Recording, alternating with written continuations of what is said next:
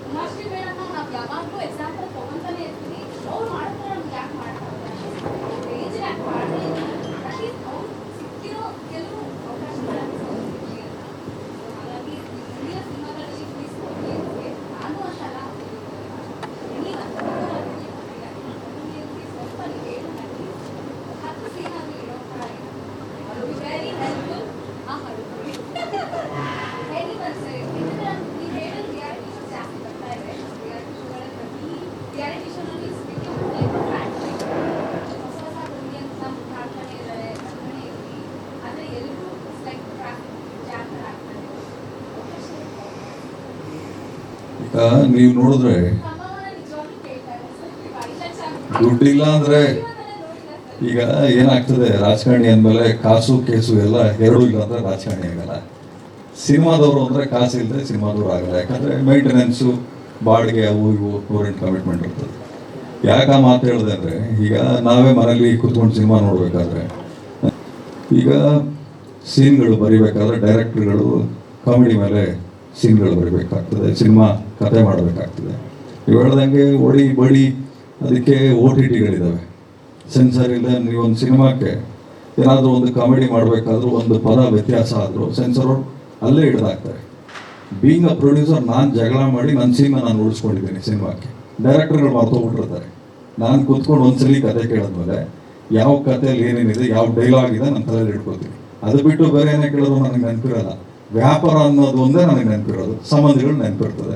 ಯಾಕೆ ಈ ಮಾತು ಹೇಳಿದೆ ಅಂದರೆ, ನೋಡಿ, ನಾವು ಉಪಾಧ್ಯಕ್ಷ ಇದು ಮಾಡಬೇಕಾದ್ರೆ ಸೆನ್ಸರ್ ಬೋರ್ಡ್ ಅವ್ರಿಗೆ ನಾನು ಕೇಳ್ದೆ, ಅಲ್ಲ ಸರ್, ನಿಮಗೆ ಕಾಮಿಡಿ ಶೋಗಳಿಗೆ ನೀವು ನೋಡ್ತಾ ಇದ್ರೆ ಇಂಟಿಮೆಸಿ ಸೀನ್ ಇರ್ತಾರೆ, ಡೈಲಾಗ್ಗಳೆಲ್ಲ ಡಬಲ್ ಅಲ್ಲ, ಟ್ರಿಬಲ್ ಅಲ್ಲ, 10 ಟೈಮ್ಸ್ ಅದೊಂಥರ ವಿಚಿತ್ರ ಡೈಲಾಗ್ಗಳು ಇರ್ತಾರೆ.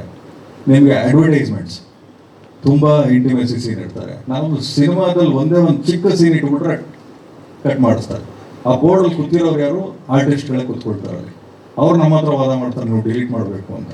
ಒಂದು ಚಿಕ್ಕ ಪದನ ಡಿಲೀಟ್ ಮಾಡಬೇಕು ಅಂತಾರೆ. ಈಗ ಕಾಮಿಡಿ ನಾವು ಯಾಕೆ ಇಂಪಾರ್ಟೆನ್ಸ್ ಕೊಡಬೇಕು ಅಂದರೆ, ಸಿನಿಮಾಕ್ಕೆ ಬರೋವಂಥವ್ರು ಯಾರು ಸ್ಟ್ರೆಸ್ ತೊಗೊಳಕ್ಕೆ ಬರಲ್ಲ, ಸ್ಟ್ರೆಸ್ ಬಸ್ಟ್ರಾಗಿ ಸಿನಿಮಾ ನೋಡೋಕ್ಕೆ ಬರ್ತಾರೆ. ಈಗ ಉಮಾಶ್ರೀ ಮೇಡಮ್ದು ನೀವು ಹೇಳಿದ್ರಿ, ಅವತ್ತಿನ ಕಾಲದಲ್ಲಿ ನಿಮಗೆ ಡೈರೆಕ್ಟರ್ಗಳ ವಿಷನ್ ಏನಿತ್ತು ಅಂದರೆ ಕತೆ ಮೇಲೆ ಕೂತ್ಕೊಂಡು ಫೋಕಸ್ ಮಾಡೋರು. ಇವತ್ತು ಹೀರೋ ಎಲಿವೇಶನ್ ಕೇಳ್ತಾರೆ, ಬಿಲ್ಡಪ್ ಸೀನ್ ಕೇಳ್ತಾರೆ. ಈಗ ಸಿನಿಮಾ ಪೂರ್ತಿ ಬಿಲ್ಡಪ್ ಸೀನ್ ಆಗಿಬಿಟ್ರೆ ಸಿನಿಮಾ ಎಲ್ಲಿರ್ತದೆ? ಹೀರೋ ಸೆಂಟ್ರಿಕ್ ಸಿನಿಮಾಗಳು ಕಡಿಮೆ ಆಗಬೇಕು. ನಿಮಗೆ ಉಪಾಧ್ಯಕ್ಷ ನೀವು ನೋಡ್ಬೋದು, ಹೀರೋ ಸೆಂಟ್ರಿಕ್ ಇಲ್ಲವೇ ಇಲ್ಲ. ಎಲ್ಲೂ ಹೀರೋ ಹೊಡೆದಿಲ್ಲ, ಒದೆ ತಿಂದಿದೆ ನೋಡ್ತು, ಹೀರೋ ಎಲ್ಲೂ ಹೊಡೆದಿಲ್ಲ. ಸೊ ನಾವು ಕಾಮಿಡಿಗೆ ಕೊಡುವಂಥ ಆದ್ಯತೆ ಅದು. ನಾನೇನು ಹೇಳ್ತೀನಿ ಖಂಡಿತವಾಗ್ಲೂ ಅದನ್ನು ಮಾಡ್ತೀನಿ. ಅದೇ ರೀತಿ ಕಾಮಿಡಿಯನ್ಸು ಯಾಕೆ 50,000ದಿಂದ 5 ಲಕ್ಷದವರೆಗೂ ಇದ್ದಾರೆ ಅಂತ ಹೇಳಿದ್ರು ಅಂದರೆ, ಕೆಲವೊಂದಷ್ಟಲ್ಲಿ ಡೈರೆಕ್ಟ್ರು ಕತೆ ಬರೀಬೇಕಾದ್ರೆ ಒಬ್ಬ ವ್ಯಕ್ತಿಗೆ ಅಂತ ಕತೆ ಬರೆದ್ಬಿಡ್ತಾರೆ, ಅಡ್ಜಸ್ಟೇ ಆಗಲ್ಲ. ಪ್ರೊಡ್ಯೂಸರ್ಗೆ ಡಿಮ್ಯಾಂಡ್ ಮಾಡ್ತಾರೆ, ನೀವು ಇಂಥವ್ರನ್ನೇ ನಮಗೆ ಕೊಡಬೇಕು ಅಂತ. ಸೊ ಅಫೋರ್ಡ್ ಮಾಡೋಕ್ಕಾಗಲಿಲ್ಲ ಅಂದರೆ ಸೀನ್ನ ಸ್ಕ್ವೀಸ್ ಮಾಡ್ತಾರೆ.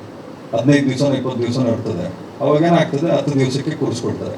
ಆ ದುಡ್ಡು ಏನು ಕೊಡ್ತಾರೆ ಕಾಂಪನ್ಸೇಟ್ ಮಾಡಿ ಬ್ಯಾಲೆನ್ಸ್ ಮಾಡಿಬಿಡ್ತಾರೆ.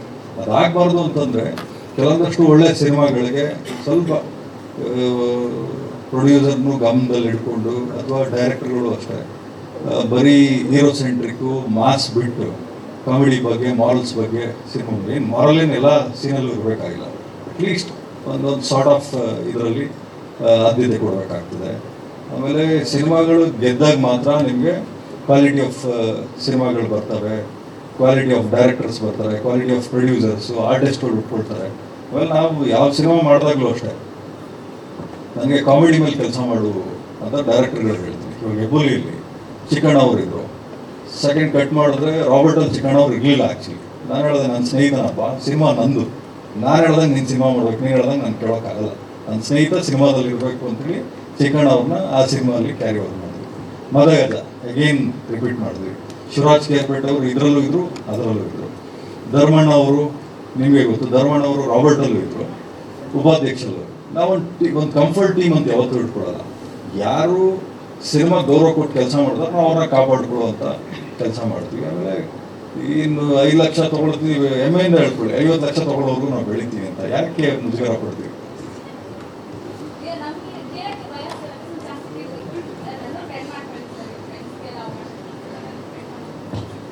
ಖಂಡಿತ ಮೇಡಮ್, ಖಂಡಿತ. ವೆಲ್ಕಮ್. Thank you sir. ನಮಸ್ತೆ, ನನ್ನ ಹೆಸರು Nitin Raj, Jolly cinema music ಡೈರೆಕ್ಟ್ರು.